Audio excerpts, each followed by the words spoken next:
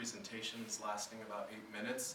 And what we'll try to do, unless there are any pressing questions at the conclusion of each presentation, is save our questions for the panel as a collective whole or for individual presenters till the end for a Q&A session, which I anticipate and have been seeing all day are some of the most rich, dynamic portions of the panel. So, without further ado, it's my pleasure to introduce our panelists in order of presentation. Aayushi Mishra, Kelly Landaverde, An Nguyen, and Kari Hannah Morrison. And they will take us across many bridges and borders to explore international education. Please welcome our panelists.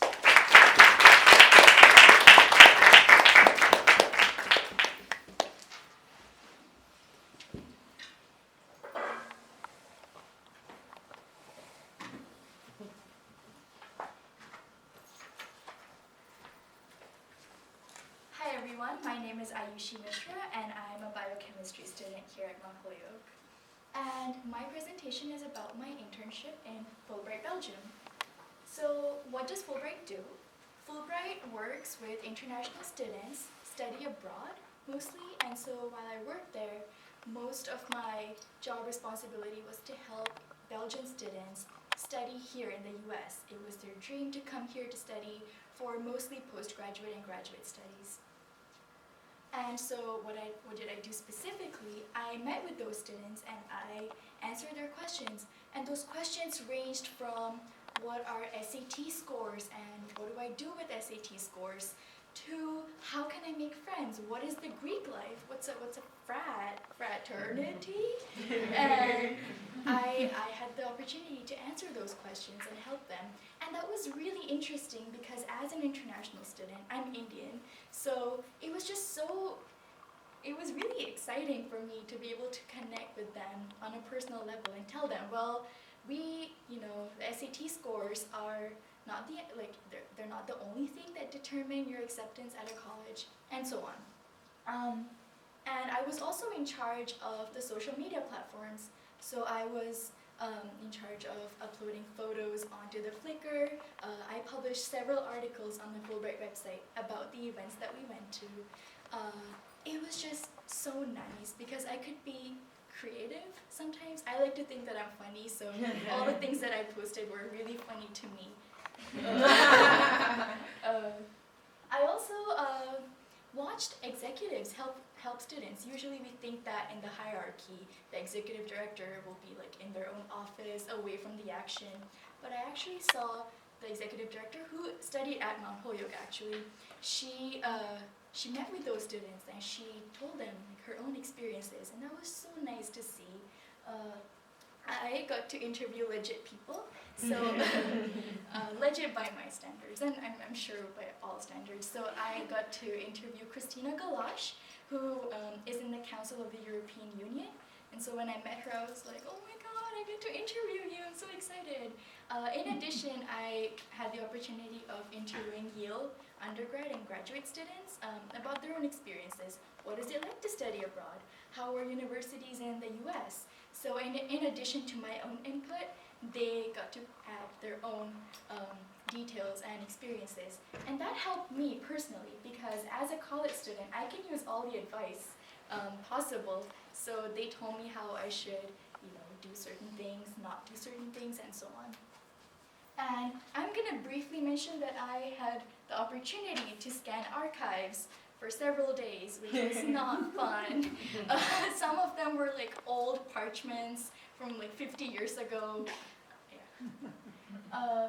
So after a while, the executive director decided that it was time for us interns to have a more hands-on experience. So she took us to University College West Flanders, which is a university in Belgium, where we met with the program coordinator, Kirk, and he sat down with us and he told us some of the obstacles that students in Belgium need to overcome.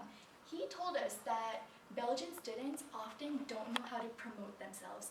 They think that if they talk about their own personal accomplishments, that's a bit of bragging, and they tend to be very shy about that. Whereas here in the US, we're all about promoting ourselves. You know, we want the other person, our employer, everyone to think that we are the best. And so we worked on ways in which they could overcome those obstacles, because that's something that is very integrated into education here and later on in careers. And so yeah, shy students, we worked with them. It was nice. The most important thing for me that day was the fact that I was now a grown-up and I made a difference that day. Often undergraduate students aren't really seen as mentors for graduate and postgraduate students, and so I got to mentor them. So it was a very empowering moment for me, and I think that moment increased my confidence levels a lot. I realized that age is just a number, and my own knowledge might sometimes be more broad compared to other students, and vice versa, but more importantly, I'm also smart. So you might be thinking that this sounds like a lot of work and there was no play, but I can assure you there was plenty of playtime in my internship. So this one evening, our boss came up to us and she said that you're all invited to a party. And that was enough for me to just get so excited. I was planning my outfits already. And then she said, but there's a catch. And I said, of course there's a catch. And she said that actually you're going to have to organize the party and volunteer that day. So I said, okay, I guess I can still wear that outfit that I planned. And then she said, but it's not just any party, it's the US Ambassador's 4th of July party. So I said, oh really? Okay, well, I will do that then. And that event was a huge success.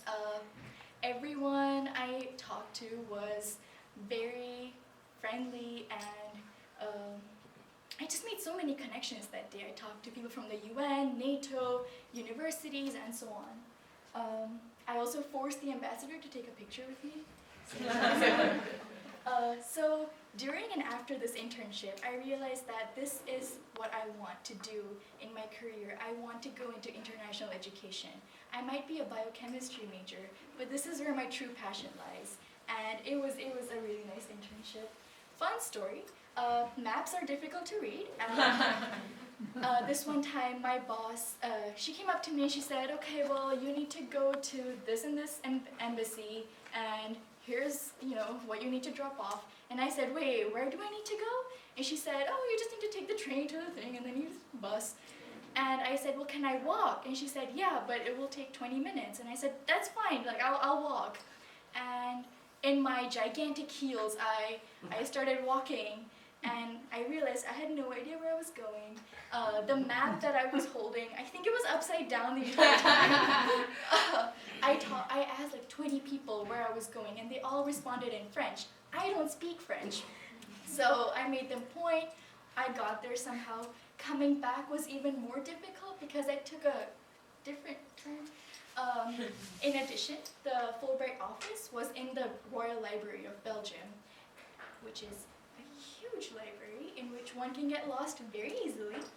Anyone can get lost, not just me, but I got lost every day while I was there. And Brussels itself was the most beautiful city I have ever seen. It's also my favorite city in the whole world. I made so many nice connections there, lifelong friendships.